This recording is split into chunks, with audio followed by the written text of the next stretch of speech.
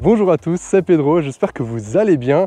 Vous la connaissez tous, cette icône italienne, la Fiat Panda. Une petite citadine qui a rapidement plu au début des années 80 et elle continue de plaire dans le monde entier puisqu'on la voit encore un petit peu partout, notamment en Italie. Je ne sais pas si vous êtes déjà allé en Italie, mais on en voit vraiment partout. Aujourd'hui, je vous présente la 4e génération qui a été présentée l'année dernière. Donc on va faire le tour extérieur, on ira faire un petit tour également à l'intérieur et ensuite on ira sur la route pour vous donner mes impressions au volant de cette version électrique. Mais avant de commencer, si vous me découvrez avec cette vidéo, eh bien bienvenue sur PMS en auto. Sur cette chaîne, je vous partage ma passion automobile au travers de différents essais que je vous diffuse tous les dimanches. Donc si ce type de contenu vous intéresse, n'hésitez pas à vous abonner. Cette Panda est basée sur la Citroën C3, notamment donc l'IC3 pour cette version électrique. Mais vous allez voir que ces deux salles, deux ambiances, ici on a quelque chose d'un petit peu plus chic. En termes de design, eh bien Fiat joue la carte du néo-rétro, un petit peu à l'image de Renault avec sa R5. Ici on se retrouve avec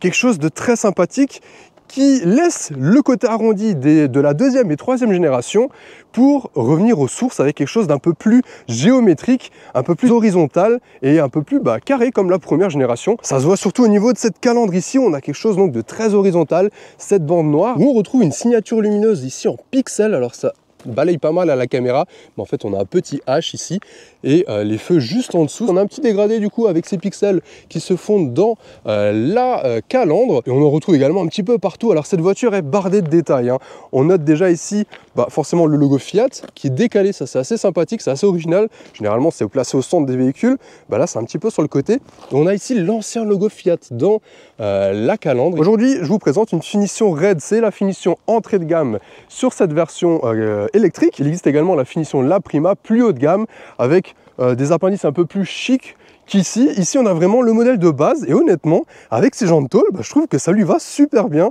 ça tranche bien avec le rouge qu'on a là et ça apporte justement ce petit côté un petit peu 4x4, un petit peu baroudeur, tout comme ces jarges de roues qui sont assez également géométriques, très carrées et franchement je trouve ça match vraiment bien. On retrouve également ici l'ancien logo Fiat avec les 4 petites barres et le bosselage Panda sur les portes et globalement en fait ça donne l'impression qu'elle est beaucoup plus travaillée que la C3 qui est plus discrète.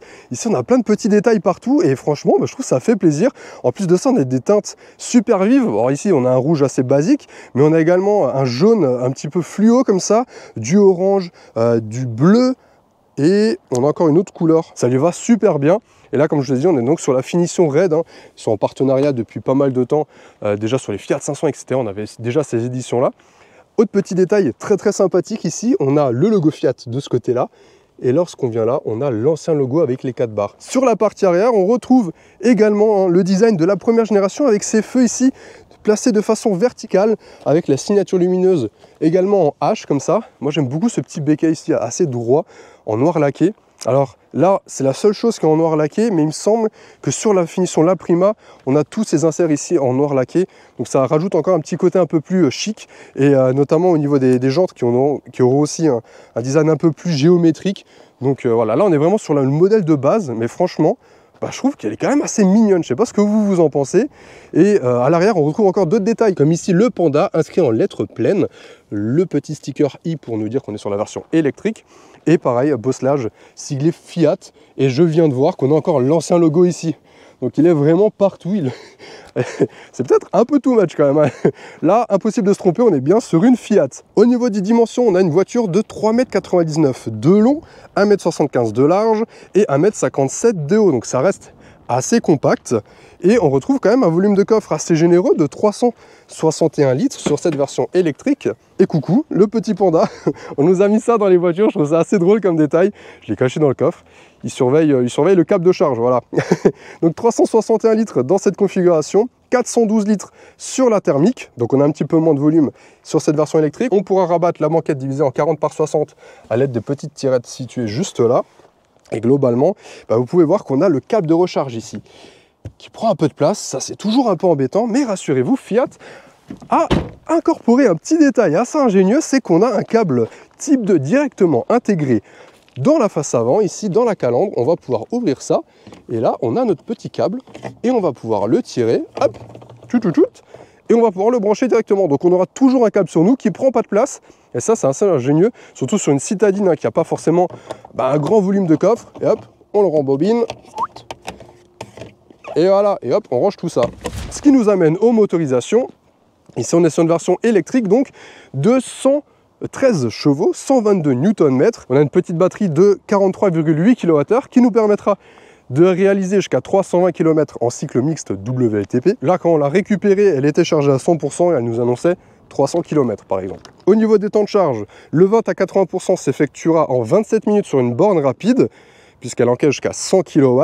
Et en type 2, sur du 11 kW, il faudra compter 2h55. Et il faut savoir qu'elle existe également en micro-hybride avec le 1,2 litre turbo micro-hybridé en hybridation 48 volts. Donc voilà, on aura le choix entre la version thermique et la version électrique. À présent, on va passer à l'intérieur. Je vais vous montrer son habitat qui est franchement super original. Le côté fun et coloré de l'extérieur, on le retrouve également à l'intérieur avec une combinaison de couleurs très originale. On a l'impression d'être dans un concept car dans le sens où on a des matériaux de différentes couleurs. Alors certes, c'est du plastique, mais on a réellement un effort qui a été fait. Et je trouve ça vraiment top dans le sens où, eh bien, vous le savez, hein, souvent quand j'essaie une Stellantis, je dis que ça se ressemble beaucoup. Il n'y a plus trop d'efforts, j'ai l'impression, qui sont faits. Et bien là, c'est tout l'inverse. Puisque même par rapport à la C3, eh bien, on a vraiment quelque chose qui change. On a une vraie identité, que ce soit à l'extérieur ou à l'intérieur. Et honnêtement, là, il y a un effort qui a été fait. Et ça se voit et ça fait plaisir. Puisqu'on a vraiment quelque chose de super original et je trouve que le rendu est vraiment top et même un peu plus quali, je trouve, dans le dessin que la C3. Face à nous, on a donc cette planche de bord très arrondie et en fait, cet ovale reprend le circuit de Lingotto en Italie. Vous le connaissez peut-être, c'est l'ancien circuit de test de Fiat. Et là, ils nous ont fait un petit rappel, ça fait super plaisir. On a également un autre détail du passé, c'est cette Fiat Panda de première génération, une Panda 4x4 qui essaie de grimper la côte. C'est assez rigolo. Et cet ovale, on le retrouve également sur le système d'infodivertissement. Regardez ici, on a ces petits logos et ça fait plaisir parce qu'ils sont même allés jusqu'au bout. On a vraiment des couleurs spécifiques, des menus spécifiques. On voit l'inscription Fiat juste derrière avec ici donc le menu principal avec quelques raccourcis pour la radio, le téléphone et la navigation. On a Android Auto et Apple CarPlay bien évidemment. On a également la navigation ici, mais on n'a pas de planificateur. Ça, c'est un petit peu dommage. Après, vous allez me dire, on va pas forcément faire beaucoup d'autoroutes au volant de cette Panda. Alors, c'est la grande des Pandas. Hein. C'est vrai que depuis avant, je dis Panda, mais pour moi, c'est la Panda. Cet écran fait donc 10,5 pouces. Et on en a un second ici de 10 pouces qui reprend également les mêmes coloris, etc. Mais par contre, au niveau des menus, c'est assez limité. On n'a même pas les consommations. Je trouve ça un petit peu dommage. Surtout sur une voiture électrique. Bon, on a envie de voir un petit peu ce que ça peut donner. Alors, je vous parle tout à l'heure des tarifs, mais forcément, vu qu'on est sur une voiture abordable, eh bien, voilà, on n'aura pas des matériaux non plus de très grande qualité. On a du plastique partout. Plastique qui reste original avec le petit stri ici Fiat. C'est assez sympathique, toujours très bleuté. On n'a pas de moussetier ni rien, c'est vraiment que du plastique dur. Et du coup, ça prend rapidement les rayures. Regardez là, la voiture à 800 km, on a déjà des rayures. Pareil sur le piano black. Mais bon, voilà, il va falloir faire attention. Et on retrouve pareil un volant donc en plastique, pas forcément des plus agréables à prendre en main, mais ici on retrouvera donc les réglages des aides à la conduite, ici du multimédia, et on a encore une fois le petit logo ici, hein. On a vraiment le logo partout. Petit point que j'aime beaucoup, c'est ce plastique ici, façon pierre comme ça, blanche, ça tranche un peu avec le bleu. J'aime beaucoup aussi ces aérateurs qui nous font penser au feu arrière. On a pas mal de vide-poche quand même, ça fait plaisir sur une petite citadine. Ça nous rappelle un petit peu les anciennes voitures. Et ici on a un vide-poche, hop, qui est quand même assez généreux, en plus de la boîte à gants, qui l'est également pour une voiture de 2025. Et on va pouvoir ranger dans quelques petites affaires, même un iPad par exemple. C'est vraiment super pratique. Et sur la finition la plus haute, la Prima, on aura du bambou ici. Ici, on a un petit tissu siglé P. Également là, sur le siège Panda, inscrit un petit peu partout. On a des sièges donc en tissu, avec du simili-cuir en partie haute, qui sera ici blanche sur la finition la Prima, avec une sellerie spécifique. Aujourd'hui, sur notre finition raid, ça sera bleu et noir, avec les petits détails jaune fluo. Dans tous les cas, il y aura du bleu. Alors c'est sûr que ça ne sera pas au goût de tout le monde, mais moi je trouve que c'est original et ça fait plaisir d'avoir autant de couleurs. Quelque chose d'aussi pop dans nos villes. Donc voilà, des vides-poche un peu plus restreints ici. On en a également un ici avec les réglages de climatisation en physique. Ça c'est top. La climatisation, tout ça. Pas de chargeur induction, mais il me semble qu'on peut en avoir un. Deux prises USB type C juste là.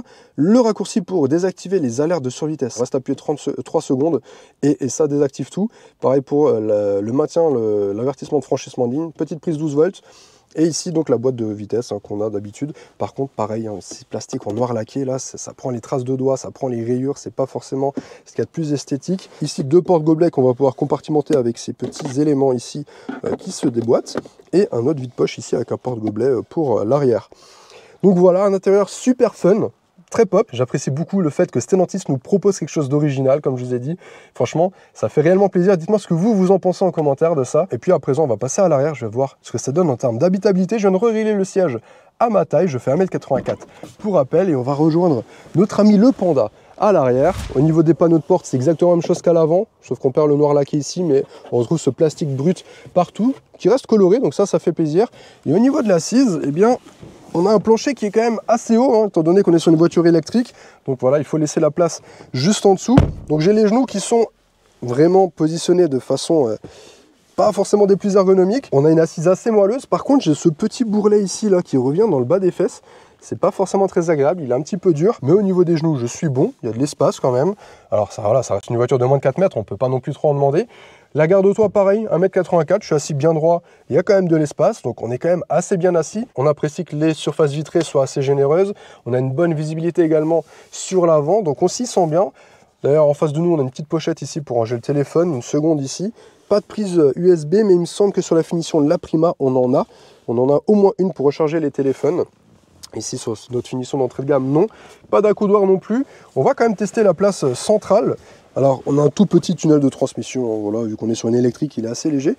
Et alors là, c'est assez étonnant.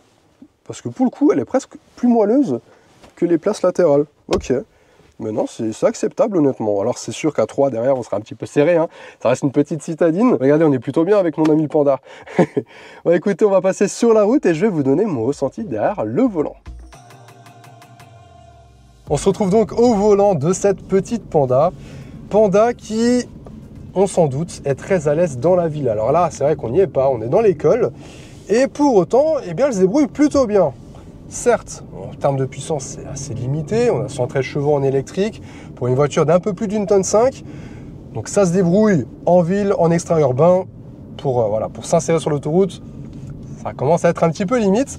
Mais là où je suis assez surpris, c'est qu'on a un comportement assez sain. Et je ne m'attendais pas à ça d'une voiture aussi peu chère, dans le sens où on a quand même quelque chose déjà de très confortable. Ça m'étonne parce que je me suis dit qu'ils allaient peut-être réduire un petit peu les coûts au niveau des suspensions. Eh bien pas du tout, on a quelque chose d'assez confortable et surtout qui ne prend pas forcément beaucoup de roulis. Moi je m'attendais vraiment, comme dit, à retrouver une voiture un peu molle, un peu fade, un peu cheap, voilà, je vais le dire honnêtement. Mais on ressent pas ça au volant de cette Panda. Et ça, c'est une très bonne surprise parce que je m'attendais vraiment à retrouver quelque chose d'un petit peu limite. On a une direction très légère en ville qui nous permettra de manœuvrer très facilement. On a l'impression d'avoir le mode City, vous savez, qu'il y avait à l'époque justement sur la Panda de deuxième génération, peut-être sur la troisième aussi, que j'ai pas essayé. Mais on a vraiment l'impression d'avoir donc ce mode City qui allège totalement la direction. Et pour autant, à des vitesses supérieures, eh bien, on a une direction qui se raffermit un petit peu et qui devient de plus en plus précise. Mais par contre, il y a quelque chose que j'aime un petit peu moins, c'est le centrage de la direction que je trouve assez présent, un peu trop même. En fait, quand on va tourner, on sent que le volant force et qu'il veut revenir au centre. Et je trouve ça assez désagréable. Ça me fait un petit peu penser aux simulateurs de jeux vidéo où on a vraiment cette direction, notamment sur les Logitech, enfin bref. Mais ouais, c'est un sentiment que j'aime pas spécialement. Après, globalement, c'est une voiture qui est très agréable à conduire. On a quelque chose d'assez souple, d'assez confortable, comme je vous ai dit. Et on s'y sent bien quand même. En ville, ça se débrouille vraiment bien. On manœuvre super facilement. Donc ça, c'est vraiment assez agréable. Au niveau des consommations, comme je vous ai dit, malheureusement, on ne va pas pouvoir voir ça puisqu'on n'a pas d'affichage qui nous indique tout ça. C'est un petit peu bête, surtout sur une voiture électrique. Mais ce que je peux vous dire, c'est que sur notre trajet d'un certain nombre de kilomètres que je vous affiche juste en dessous, eh bien, on a utilisé 25% de la batterie, sachant qu'on a fait quand même pas mal de montagnes, de cols, etc. Et on a utilisé 98 km d'autonomie. On est parti avec 300 km d'autonomie sur les 320 annoncés. Et là, il nous reste 207 km. Pour régénérer cette batterie, eh bien, on a une légère régénération. Très légère, pas suffisante à mon goût. On n'a pas de gros freins régénératifs. Je trouve ça un petit peu dommage parce que en ville, on va forcément souvent décélérer. Donc ça nous aiderait à grappiller quelques kilomètres. On n'a pas non plus différents modes de conduite. On a juste un mode C, un mode chill, comme sur la C3. Qui, étrangement, ne sert pas vraiment à grand chose dans le sens où il enlève encore de la régénération. Donc on aura moins de régénération. Je trouve ça un petit peu bête. J'aurais préféré un mode break qui justement augmente cette dernière au lieu de la diminuer. Là, je trouve pas trop d'utilité à ce mode. C'est un petit peu dommage. Au niveau des aides à la conduite, on n'aura pas donc le centrage de la voie. Comme je vous ai dit, on aura uniquement le régulateur ou le régulateur adaptatif sur la finition, la Prima. Et on a l'avertissement de franchissement de ligne. Donc voilà, on a vraiment la base. Après, voilà, en termes de tarifs, on a quand même quelque chose d'assez compétitif, dans le sens où ça débute à 18 900 € pour la version thermique, donc la version hybride. Cette version électrique débute à partir de 24 900 € pour la finition raid que je vous présente aujourd'hui. Finition La Prima, toute option sera affichée à 29 100 € avec une peinture optionnelle et le pack hiver qui rajoute le volant et le siège chauffant. Donc au final, on a une concurrente entre guillemets directe à la Citroën C3, sauf qu'ici, on a quelque chose de beaucoup plus fun, de mieux présenté, je trouve, dans la globalité, et quelque chose de plus joyeux, de plus festif. La présentation, personnellement, je la préfère ici. Sous le capot, ce sera la même chose. Donc en soi, ça jouera vraiment au niveau du style. Après, je pense aussi à la Hyundai Inster que je vous ai présentée récemment, qui est un petit peu plus petite, mais qui a une modularité un peu plus intéressante. Tout de même, un peu plus cher, par contre, il faut le dire, que cette Panda. Par contre, c'est vrai que l'Inster propose deux batteries, une de 42 il me semble et une de 49 et quelques. Donc si on opte pour la plus grande batterie, on aura forcément un peu plus d'autonomie. Et bien écoutez, on arrive sur la fin de cet essai. J'espère que ce dernier vous aura plu. Si c'est le cas, n'hésitez pas à laisser un petit j'aime, à vous abonner à la chaîne si ce n'est pas encore fait. Si vous avez des questions sur cette Fiat Grande Panda, et bien n'hésitez pas à me les laisser en commentaire. J'y répondrai avec grand plaisir comme d'habitude. En attendant, je vous dis à dimanche prochain pour une prochaine vidéo. Allez, salut!